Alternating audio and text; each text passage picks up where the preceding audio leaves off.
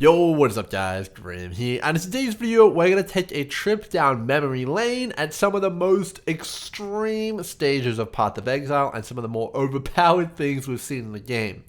And the reason I wanted to make this video is that somebody actually recently pointed out to me that all the times which I seem to be having the most fun in the game are when the game was mechanically or, kind of like design of it was just broken.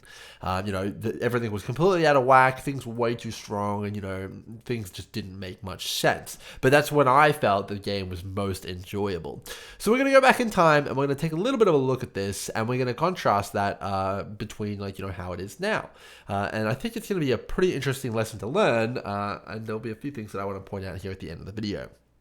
So I'm going to explain each of these things in a little bit of detail so you guys can understand, if you didn't experience that era yourself, just why it was so broken at the time. So the first one I want to talk about here is the concept of infinite map sustain. So back in the day, before the Conquerors of the Atlas expansion pack was released for Path of Exile, which introduced Cyrus and the Conquerors, that was almost 2 years ago now, it was actually possible to infinitely sustain one map layout of your choice. So if you really, really like Burial Chambers, you could only run Burial Chambers for the whole league if you wanted to do so. If you really, really, really liked, like City Square, you could do City Square instead. And there was incredible amounts of freedom in what you could and wanted to do, which was pretty interesting.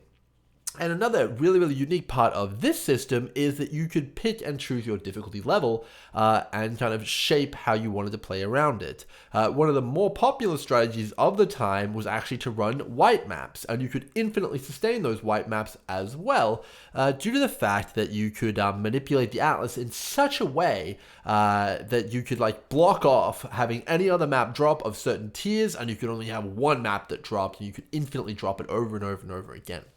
And I think the reason that I loved this version of Path of Exile so much is that A, you could choose your difficulty, so you could decide to completely abandon all damage on your character, go full magic find if you wanted, or in some cases full movement speed, which just made you feel like a complete god.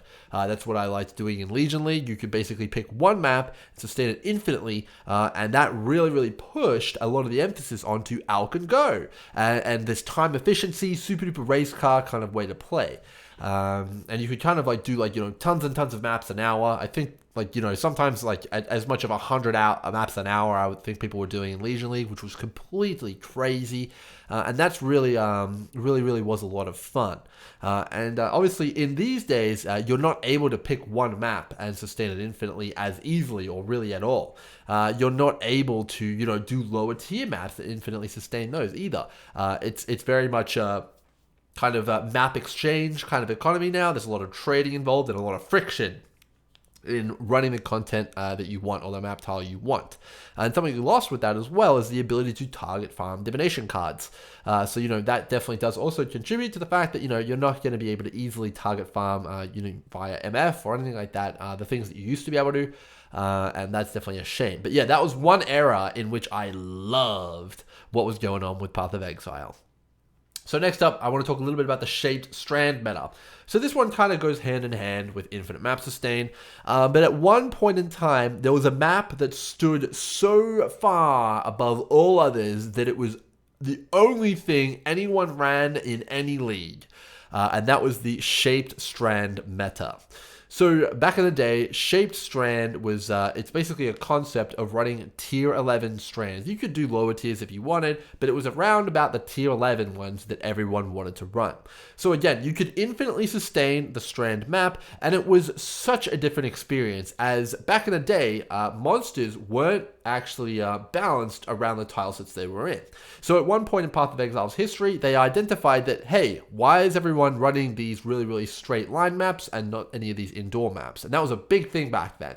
And people were like, oh, because, the monsters are the same in the good layouts as the bad layouts. So running your games, reasonably so, was like, okay, well, let's change that. And Strand's going to have no monsters in it. It'll just have a few because it's such a good layout. And all the bad layouts, they'll have a ton of monsters. And that's kind of what they did. But before then, you could get as many monsters as you did in like a cells map in a strand map, and it was absolutely crazy. And you could just blast a shape strand map in like 30 seconds on your absolutely absurd character, and it was a lot of fun. And there was definitely a lot of people who really, really enjoyed that era of Path of Exile. All right. Next one up here is very near and dear to my heart. It's Sextant blocking, one of the most convoluted, confusing systems and restrictive systems in the game ever introduced. Completely do not blame the devs for removing it, but this is definitely one of the more interesting and min-maxy areas of Path of Exile. So right now, if you go to the Atlas, you'll see that you can place Sextants on these watchstones here. Oh man, I'm getting chills just remembering this. So you can place Sextants on these here, and they'll affect every map in each of the different segments of the Atlas. So that is not how it used to function. And you can go back on my channel and you can look at all the min-maxing that people would do and all of the crazy stuff that was possible. So previously, you actually placed Sextants on maps themselves, and they would have this big circle radius around them, and all maps within that radius would actually be affected by that Sextant modifier for as many charges as it had. So, I could, for example, grab a Sextant and I could put it on this crater map and I'd get a big ring around crater. And then all of the maps within that ring would then actually get the juice. And that was really interesting because it created this scenario in which the position and the actual alignment of the map on the Atlas was incredibly important, as that would dictate how many Sextants would actually affect it. So a map which had really, really a lot of maps around it on the Atlas. So for example, this map here, Cold River, just going off my memory of how big the Sextants were, it could have probably had 1, 2, 3, 4, 5, 6, 7, 8 Sextants, maybe 9 Sextants on that map there. So, 9 Sextants, my goodness, that is a lot of juice. And you can understand that there would be a tons of customization and all sorts of things that you could do with Sextants when you have that amount of Sextants on one map. And the amount of just raw, just in the one map was just absurd. It was absolutely crazy. And the thing that took this to another level was Sextant blocking. So not only did you have the Atlas regions dictate, the Atlas map kind of alignment on the Atlas dictate how many Sextants could go on it. Each map which was kind of adjacent and which affected that map could also have Sextants affecting it as well. And anytime you did 3 maps or you used your Sextant charges, you'd have to re-roll all 8 or 9 of those Sextants. But if you had maps that affected the maps that you're rolling, well, that would block out certain Sextant modifiers from rolling on them. And that was what was called Sextant blocking. So anyway, I'm sure you probably have trouble just understanding that from how I explained it. And it was something that you almost felt compelled to do in the end game because it was just so incredibly powerful. But the end result was that you could have a ton of Sextants on your maps, and you could heavily influence which Sextants you rolled to a point in which is basically you didn't have any bad Sextant modifiers in the pool, and you consistently got maximum juiciness from your maps. And the actual mental brain power that went into mapping out which kind of map was the most optimal, taking into account divination cards, Sextants, Sextant blocks, tier, and all sorts of stuff like that was immense. And it was a massive min-max kind of everyone coming together to kind of decide what was the meta for that league. And that's something that we definitely don't have anymore. You don't have people making spreadsheets about the Atlas too much anymore, and that's not something that a lot of players consider, and I definitely actually kind of miss that a little bit. There was so much nuance and crazy depth to the system, and that's what really, really got me hooked on min-maxing Path of Exile initially, and it is a bit of a shame to lose that. Now, there was an immense amount of drawback to that system. Even the infinite sustain system, you had to have maps uncompleted on your Atlas. If you ran another map which wasn't the one that you were Sextant blocking for, it would completely screw up all your blocks and you'd lose an immense amount of money. It was a really convoluted system, but there was some sort of really weird, crazy niche genius to it, which just really, really sucked me in, and I just loved it. I couldn't get enough of it. Yes, very, very nice indeed. All right, so that was Sextant blocking. Oh, the Elder Ring. Okay. This one is another one of those ones which you could tell was not intended and was completely just off the wall. So before Conquerors, again, this was a pre-Conquerors era in which we had Elder and Shaper influence on the Atlas. And they were essentially these kind of weird, almost life form influences that could spawn on the Atlas, and they would kind of inhabit part of the Atlas, and you could kind of grow them and shrink them based on which maps you completed. So, like, let's say that this map here was Elder influenced. If I did a map adjacent to that right here, I could spread that Elder influence to more and more maps.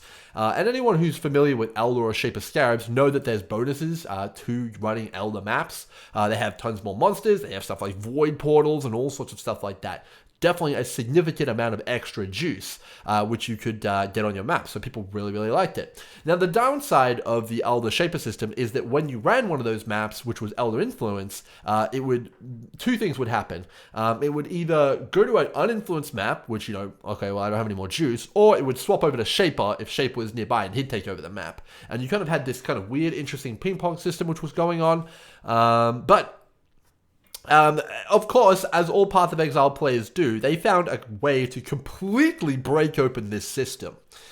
So essentially, there was a weird, convoluted set of rules which kind of influenced how these different kind of influences worked on maps. And basically, if you could create a scenario in which the Elder kind of like influence was unbreakable through what was called the Elder Ring by creating these different anchors, which consisted of the Elder Guardians. It's very, very complicated. I probably can't explain it very well. Basically, you could create this infinite locked Elder Ring, which spread all across the Atlas and took hours and hours to set up by spreading the influence in just a certain way and kind of guiding it, maxing it out and all sorts of stuff like that, in which you could achieve perfect Elder influence on your maps, and you could have it permanently.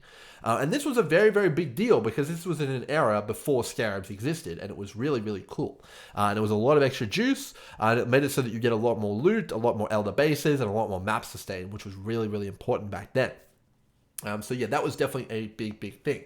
Now, this was incredibly powerful, and it was incredibly difficult to access, but once you did get it set up, it was incredibly rewarding. And min-maxing it, people made whole websites in order to make these Elder Rings. It was crazy. And it was something that the community really definitely did, really like, and it was a lot of fun. And when you combine this with Sextant blocking and infinite sustain, it was really, really this min-max era with a lot of like hidden shadow rules and all sorts of stuff like that, which, was really great.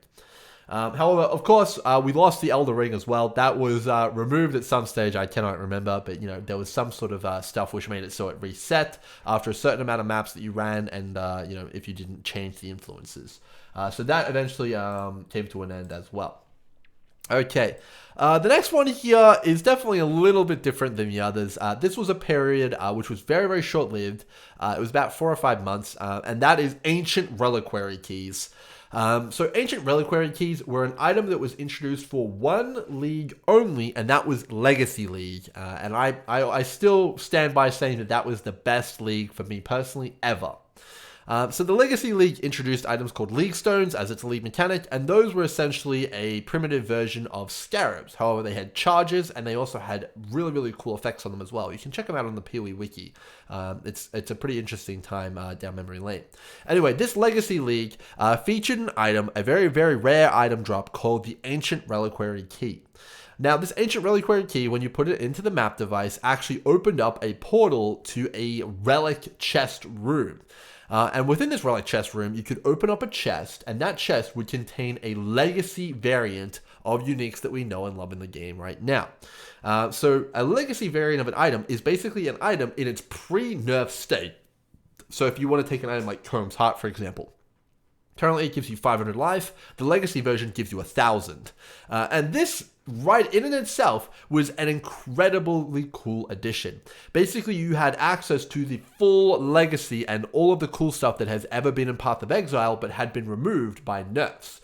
So you had stuff like the increased item quantity gem, you had stuff like eternal orbs, you had all the legacy items in the game, creating for absolutely crazy shenanigans, but all of these items were incredibly rare. They were true chase items, a lot of them costing, hundreds hundreds of exalts, but were truly build enabling. Absolutely crazy things could be achieved, you know, immortal characters, you know, instant leech for 100% of your life, you know, all sorts of stuff like that. It was completely disgusting, but it really, really did feel absolutely crazy and a lot of fun to engage with. So Ancient Reliquary Keys, definitely a time in which I remember fondly, and, you know, I definitely miss. All right, next up, fractured mapping. One that is just fresh. Losing this one definitely hurt. A lot of people miss this one. And fractured mapping, I don't really have to talk too much about it, but I will do so because I think it was really important. So the reason fractured mapping was so cool is that you could basically set up the perfect map. You know, you could get your map, you could craft it up, you could fracture it with your favorite modifier, most likely Beyond, and then you could put an enchant on it, essentially crafting your map like up from the ground level. Generally, you put Sextants are not consumed, you'd get the Delirium Orbs on there, and you'd put your favorite Delirium Orbs on there, and this would be a really, really in-depth process. Crafting this map is on the level of crafting some of the hardest items to craft in the game, just purely from the fact that you needed a ton of different resources from a different ways of play. Most of them came from Harvest, but it was definitely not a cheap thing to do. Most of these maps in the league cost 10 or 20 exalts to make just by themselves. But the cool thing is, once you created this blueprint, this map, this insane juicer, you could infinitely duplicate this using one currency item, the fractured fossil, and you could run one setup as much as you wanted. You know, you could grab like the map with the perfect setup with the delirium orbs, the layout you wanted, and you could infinitely do it. And it would be not really too much pressure on you in terms of trading. All you need to do was trade for the fossils, and that was just fantastic. You know, you got to do the hardest content in the game, you got some of the most rewards from it, and you could do exactly what you wanted to do. Complete player agency. It was absolutely awesome. And you required a super duper powerful build to do so. So much so that we hadn't seen anything quite like that before. And deep delving was the only thing that demanded so much from your character. And it was really fun to kind of have that experience in Path of Exile. And I do truly miss having that kind of crazy stuff in the game, even if it was quite destructive for the economy. Next up, deep delving. So this is one which I didn't actually do too much myself, but a lot of my friends absolutely loved. Just to name a few of my couple of close friends, SK Cloudy and Crouching Tuna are big deep delvers. They loved this time of Path of Exile, in which you could go deep and it felt rewarding. Now, the thing that changed with deep delving is that before, I have a feeling that the system wasn't designed with the idea that players would go down to 6,000 or more depth. And this is evidenced by the fact that, you know, when Delve came out and Empyrean's group did the historic big push, well, they had to continually keep trying to add Delve levels and make it go deeper and deeper because they just didn't expect players to get to that point. Which was pretty interesting. So this system already was flawed, but it was flawed in such an interesting way in which the actual delve fossils and the rewards would infinitely scale down to a point. As they kept on adding more and more delve levels, it would just keep getting crazier and crazier. And what changed is that they actually removed that almost exponential scaling. You no longer get more and more and more fossils and rewards and rare stuff down as you go. It kind of really does taper off, and it's much more kind of equal rewards from, you know, the bottom to the top. So that's kind of where a lot of the juice from delving went. And they also had significant nerfs to the materials that come from delve in the form of fractured fossils, as well as a lot of the core fossil mods that used to come from fossils and were super duper unique. So, you know, Delve, in its era, was one of the most interesting and cool chase things that you could do, and would demand a lot of the endgame player's attention, and really, really be a fun thing that you can do after you've like kind of finished your Atlas. Oh boy, full power harvest. So this was another one of those eras, and it's actually completely crazy because 3 of these eras all overlapped in one patch, which was Ritual. And that's why I think most people are like, oh my god, there was just so much to do in that patch. But full power harvest, the ability for any player to make whatever they wanted if they had enough time. Well, that's what Full Power Harvest was, and it was a completely absurd mechanic. You could literally make any item that you had in your mind possible. through the combination of, like anything that was in the game previously with Harvest. Generally, you could make it work. You get full mirror tier items, and the new phrase was coined from Harvest, mirror worthy. Mirror worthy became a thing because previously mirror tier items were so easy to acquire, no one would actually mirror anything anymore, which obviously is incredibly bad for the game, but it coined this new term, mirror worthy. So if you had a perfect item, it would be mirror worthy, but no one would ever mirror it, of course, because they could just make it themselves with Harvest. So yeah, full power Harvest, what a time to play. Absolutely crazy. If you've ever wanted to make a perfect item, this was the time to do it, and I don't think we'll ever see anything quite on that level ever again. Alright, so we do have some disgusting builds here, which I'll talk about in a minute here, but I want to kind of stress why these periods of Path of Exile were so incredibly broken and bad for the game, but so fun for the people who got to engage with them. So, all of these things, if you zoom out and you actually look at them objectively, are incredibly bad game design. Whether they're incredibly inaccessible, whether they're incredibly destructive for the future of the game, or they completely devalue everything in the economy. It makes sense that these things had to go. But there was something just so crazy about delving into these systems which made them just so fun. And that's what I really wanted to highlight here with this video. These are my favorite times in Path of Exile. I don't know how you can recreate them without the absolute, craziness and the destructiveness to the game, but this is what I want back in the game in some way, shape, or form. And what it actually is not... It's like an independent thing. It needs to be some sort of crazy thing that you can do in the end game. Whether that's an independent end game system, whether that's some really crazy difficult thing, but it's something that the end game community can come together, rally behind, and figure out min-max and really have a blast with. I'm not entirely sure what that is, but it is essentially the essence of aspirational content. It's what it all comes down to and what everyone wants to kind of do in the end game. I don't know what it's going to look like and how you can make that healthy, but that's what we want. And now we're going to move on to the same discussion, but for builds.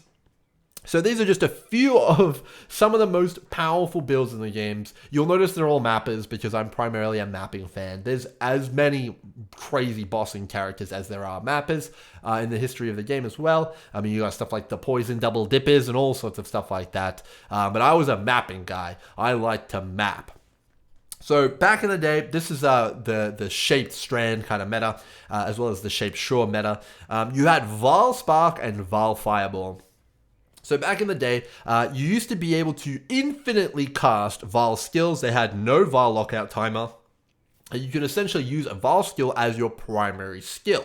And also, in addition to this, super duper powerful spell supports like Spell Echo worked with Val skills. So if you picture Val Fireball, it does one spiral of fireballs. Well, this worked with Val with Spell Echo as well. So you wouldn't just get one spiral, you'd get three. So it would literally be like, and then you get the multiple casts. It's like literally a helicopter of fireballs, and you're just shield charging all over the joint. It was just absolutely ridiculous. Similarly with Valspark, imagine triple the amount of sparks coming out. And with Valspark, it was quite an interesting mechanic in which when you casted it, because of the way Spell Echo and how it works, it would actually continue to move sparks out from your character so much longer after the fact that you actually casted it, that you could actually cast it and then begin shield charging, and it's almost like you've got a spark aura coming out of you. It was absolutely absurd, and it was one of the funnest times and funnest builds to play in Path of Exile. But again, completely broken, completely bad for the game. From a design perspective, that's something that you would want to nerf immediately. We saw a resurgence of Val skills. Predominantly, I saw Akuto playing a lot of these, but a resurgence of them through the Pathfinder and the Soul Catcher Flask that was introduced in the Incursion League. And we saw Val skills make a comeback with stuff like Val Stormcall, which was incredibly cool, as well as Val Spark also making a bit of a resurgence as well, and Val Blight actually seeing some play as well, which was really, really cool. So yeah, that's sadly also been cut back. The Soul Catcher Flask is no longer in anything close to a viable state. So definitely pretty sad that shenanigans is gone as well. Oh boy, Val Power Siphon. So Val Power Siphon, you'll notice there's a lot of Val skills here. They're pretty broken. Val Power Siphon was one of the outliers of the game. One of the most incredible outliers which I can actually possibly imagine. So Vol Power Siphon was essentially a skill which auto-targeted enemies with power siphons, and it shot them up to like 2 to 3 screens away. It was completely disgusting, and you can go back and I'm sure you can check this out on Q-Dog's channel and many others. But Vol Power Siphon was the kind of build in which you could run into a map, cast a skill 3 times at different points in the map, and the entire map would be dead, and then you'd portal out and go in for another map. It was literally the definition of 20 to 30 second maps, and it was completely disgusting. And the thing that made this era so broken, and the Vol Power Siphon era so broken, was that you could use Legacy Queen of the Forest. So Queen of the Forest is an item which essentially converts a percentage of your evasion into movement speed. And back then, it was uncapped. You could get infinite movement speed if you had infinite evasion. And using stuff like, Grace and all sorts of different evasion multipliers, you could get really fast. Like, so fast, you couldn't control your character fast. And everyone was using it, and it was super awesome, and, it was really fun. But again, incredibly broken. We do have a few others here, but I think I've made my point. The most fun builds to play in Path of Exile's history are always the most broken ones. The ones that GGG really don't want you to have. And it makes sense. And you've kind of got this battle between players like, oh, I want to play the broken stuff, but you don't want us to play the broken stuff. And finding that middle ground and having leagues where stuff is completely broken and leagues where stuff is not completely broken is fine. But yeah, I think that a good example of this, again, is, the era we were just in. Obviously, you had your mana miners, you had your hate forge, also you had your explodey BV, all sorts of stuff like that. And it does take, some time for builds to kind of bubble up to that power level and people to discover all the interactions which make that just so good.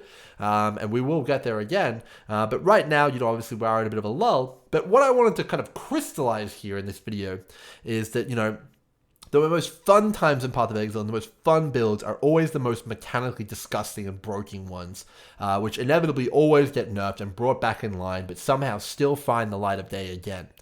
So I think that interesting thing is, like, a lot of people have been talking about skill balance and all sorts of stuff like that. And at the end of the day, the skills come out in whatever form they do, and eventually one slips out, which is just a little bit too good. We've seen that with Forbidden Right now. It's not quite a skill that is like really good for juicing, but it's very powerful mechanically, and it does do incredible damage. And a lot of people are really enjoying Forbidden Right, and I'm sure it'll be looked back on as one of those really broken skills, which were incredibly powerful. I look back on Dark Pact, for example, as that skill in the past, which came out, I think, in Harbinger League. So yeah, there's plenty of examples, and over time, I think that the game, it kind of evolves, it gets out of hand, and then it gets pulled back. But what we really, and what I really want, is just kind of an area or a part of the game in which players' imaginations can kind of run wild. Players aren't limited by the things of the Atlas, the rules of the Atlas. It feels like there's this new kind of crowd which has kind of developed over the years, in which players have become more and more experienced and looking for more and more absurd things from the game. And it feels like we need our own little corner of the game, whether that be Deep Delve, fraction mapping, or something entirely new in which we can call home, and we can min-max the absolute living daylights out of a build, and that's okay. Or we can use super duper deterministic crafting to make these really crazy items in a vacuum, and that's required for that content.